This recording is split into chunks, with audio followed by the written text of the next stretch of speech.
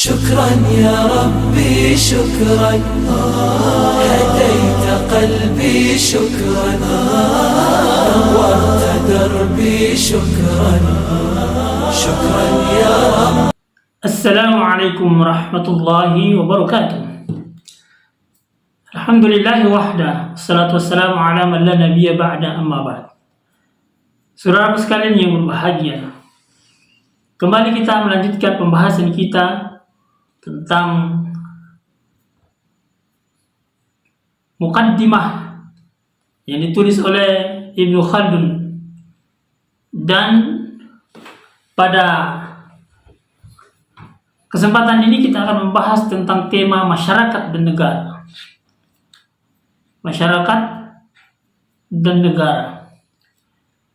Ibnu Khaldun menyebutkan bahwa ikatan bermasyarakat, bernegara, dan berperadaban pada umumnya sebagai sesuatu yang tumbuh dan tenggelam lepas dari soal apakah agama dalam pengertian nubuwah datang atau tidak. Karena ia mengakui bahwa banyak peradaban dan negara tumbuh dan tenggelam tanpa didatangi oleh ajaran-ajaran Nabi. Bagi Ibnu Khaldun, adanya masyarakat, negara, dan peradaban tidak bergantung kepada adanya agama. Meski di lain pihak, Ibnu Khaldun adalah seorang yang ditandai oleh ajaran-ajaran agama Islam itu sendiri, terutama berkaitan dengan fikih dan tafsir. Dan ini mempengaruhi sikap terhadap ketuhanan, kenabian, kerasulan, dan sikap keberagamaannya. Begitu juga dengan manusia dan masyarakat pada umumnya. Lalu Ibnu Khaldun telah membedakan antara masyarakat dan negara. Menurut pemikiran Yunani kuno bahwa negara dan masyarakat adalah identik. Negara dan masyarakat itu identik. Adapun Ibnu Khaldun, ia berpendapat bahwa berhubung dengan tabiat dan fitrah kejadiannya, manusia memerlukan masyarakat tentunya. Artinya bahwa manusia itu memerlukan kerjasama antar sesamanya untuk dapat hidup, baik untuk memperoleh makanan maupun mempertahankan diri. Namun sungguh pun ada perbedaan antara negara dan masyarakat, tetapi antara keduanya tidak dapat dipisahkan. Bahwa negara dihubungkan dengan pemegang kekuasaan yang ada pada zamannya, dan masyarakat adalah orang-orang yang hidup di dalam negara itu. Misalnya negara dihubungkan dengan pemegang kekuasaan yang ada pada zamannya disebut dengan daulah, yang merupakan bentukan masyarakat. Sebagaimana bentuk suatu benda tidak dapat dipisahkan dari isinya. Bentuk suatu benda itu tidak dapat dipisahkan dari isinya, bahwa di dalam benda itu ada isinya. Maka demikian pula dengan keadaan dengan masyarakat dan negara. Demikian pula dengan negara dan masyarakat. Masyarakat yang dimaksud adalah masyarakat yang menetap, yang tinggal dan hidup di dalam negara itu, yang kemudian membentuk peradaban. Bukan yang masing-masing berpindah-pindah dari satu negara ke negara yang lain, atau dari tempat yang lain ke tempat yang lainnya, seperti kehidupan nomaden zaman dahulu di padang pasir misalnya. Saudara sekalian, menurut Ibnu Khaldun, kehidupan padang pasir itu belumlah disebut negara yang seutuhnya, atau bahkan belum bisa disebut sebagai negara. Karena negara mengandung peradaban, dan ini hanya untuk tercapai kehidupan yang menetap. Maka berpindah-pindahnya kehidupan itu tidaklah disebut sebagai sebuah negara dalam pandangan Ibnu Khaldun. Negara pun harus mengandung kekuasaan, kehidupan menetap, kehidupan yang menetap. Ada orang-orang yang tinggal dan menetap di dalamnya. Kemudian ada kekuasaan di dalamnya. Dan inilah dasar perbedaan antara negara dan bukan negara. Negara menurut Ibnu Khaldun adalah suatu bentuk, ya bahkan disebutkan oleh Ibnu Khaldun adalah makhluk hidup yang lahir, mekar menjadi besar, kemudian tua, bahkan nanti negara itu akan bisa hancur. Karena itu negara mempunyai umur menurut Ibnu Khaldun seperti makhluk hidup lainnya. Ibnu Khaldun berpendapat bahwa umur suatu negara adalah lebih lama sekitar 3 generasi saja. Mungkin ada sekitar 100 atau 200 atau bahkan 300 tahun. Lalu itu negara akan mengalami ketuaan dan akan terjadi problem di dalamnya dan mungkin akan hancur atau bahkan akan dihancurkan oleh negara yang lainnya.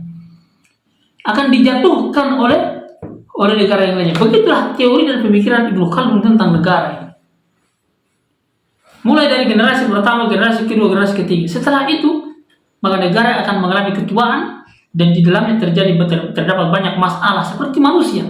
Ketika manusia sudah tua, maka di dalamnya terdapat banyak masalah. Ada sakit ini, sakit itu. Ada problem ini dan problem itu. Lalu kemudian manusia mengalami kematian. Demikian pula dengan negara menurut Ibnu Khaldun. Maka negara dalam pandangan Ibnu Khaldun dalam perkembangannya melalui 5 tahapan.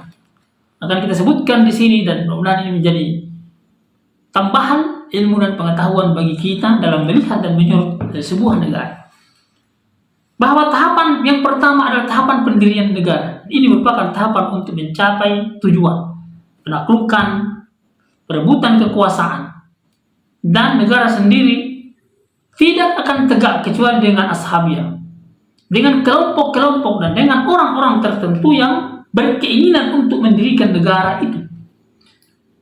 Dan Ibnu Khaldun pendapat bahwa ashabiyah, kelompok tertentu, kabilah tertentu yang membuat orang menyatu untuk satu kumpulan, satu tujuan, bekerja sama di dalamnya membentuk sebuah aturan dan kekuasaan, maka disitulah terbentuk negara.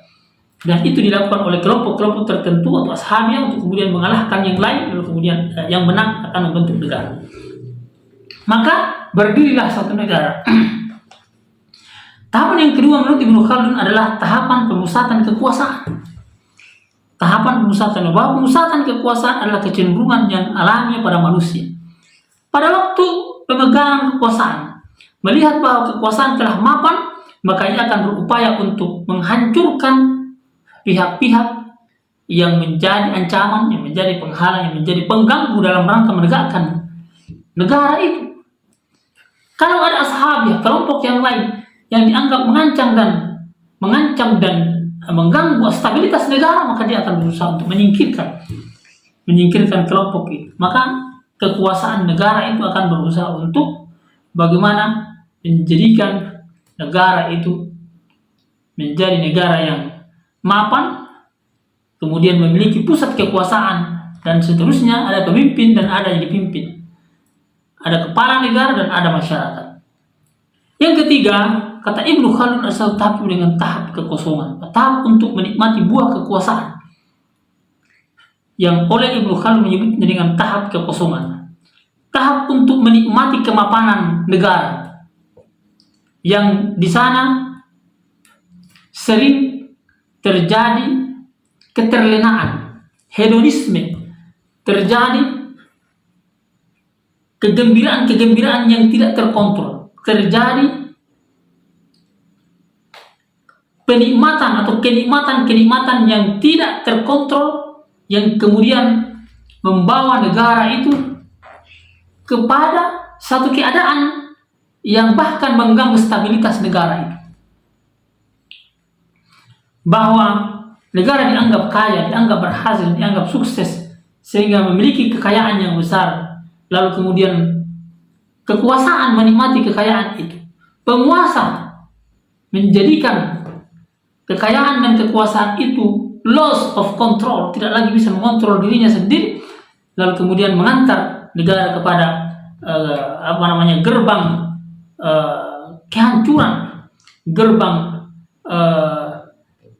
problem yang mungkin saja tidak lagi dapat diselesaikan oleh negara. Yang ketiga, sehingga Ibnu Khaldun mengatakan bahwa ini adalah fase yang mengantar negara itu mengosongkan kekuasaannya. Lalu kemudian masuk pada tahap yang keempat, saudara sekalian, Pak. Ibnu Khaldun mengatakan bahwa ada tahap yang keempat, tahap ketundukan dan kemalasan.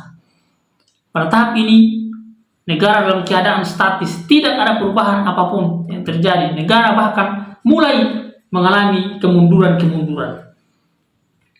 Negara mulai mengalami masalah-masalah. Negara mulai mengalami apa yang disebut dengan problem of nation, problem of state.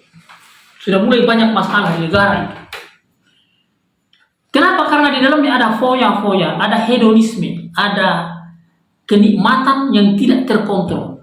Dan para penguasa bahkan masyarakatnya menikmati semua ini, sehingga kemudian tidak terkontrol. Dan tahap yang terima oleh Ibnu Khaldun, tahap foya-foya dan penghamburan kekayaan, yang kemudian nanti mengantarkan kepada kehancuran. Bahwa negara telah memasuki tahap ketuaan dan diri telah diliputi dengan penyakit kronis yang hampir tidak dapat lagi disembuhkan, hampir tidak dapat lagi dihindari, dan negara akan mengalami keruntuhan.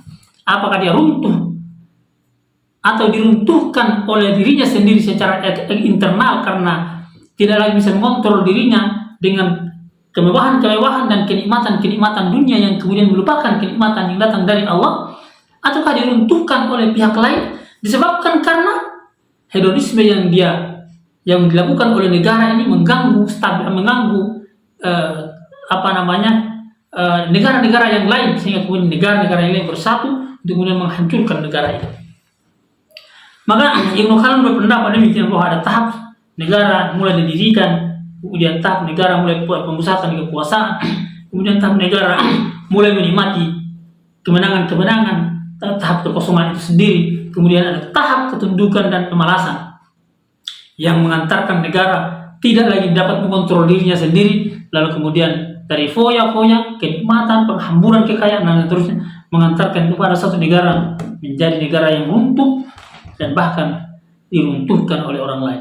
Maka perlu dicatat bahwa Ibnu Khaldun adalah seorang politisi yang sangat memahami dunia politik Islam pada abad ke-14. Dengan melihat keruntuhan dan kelemahan yang menimpa dunia Islam pada umumnya ketika itu, maka Ibnu Khaldun mengamati sendiri kemunduran peradaban negara yang berideologi Islam, atau bahkan Ibnu Khaldun melihat di mana kelemahan yang dimiliki oleh negara yang berperadaban Islam, misalnya seperti di Andalusia, misalnya seperti di Turki dan seterusnya, yang kemudian mengantarkan negara-negara itu mengalami kehancuran karena dihancurkan oleh negara-negara separingnya, oleh negara-negara yang tidak menyukai kemajuan peradaban Islam itu sendiri.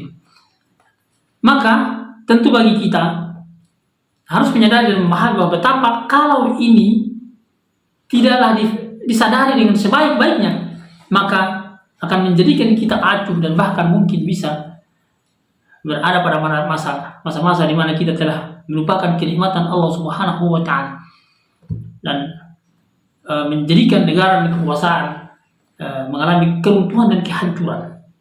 Karena itu bagi penyelenggara negara tentu adalah sangat penting untuk kemudian difahami ini. Penyelenggara pemerintah sangat penting untuk memahami ini agar supaya dapat mengeksiskan dan mempertahankan kemajuan dan perkembangan peradaban di negara itu sendiri. Demikian yang menjadi pendapat dari Ibnu Khaldun tentang negara dan masyarakat dan negara. Semoga menjadi referensi dan literasi bagi pengetahuan kita untuk kemudian menatap dan melihat fenomena yang terjadi di masa-masa kini dan di masa-masa yang akan datang. Barakallahu fikum, wabillahi taufiq wal hidayah. Wassalamualaikum warahmatullahi wabarakatuh.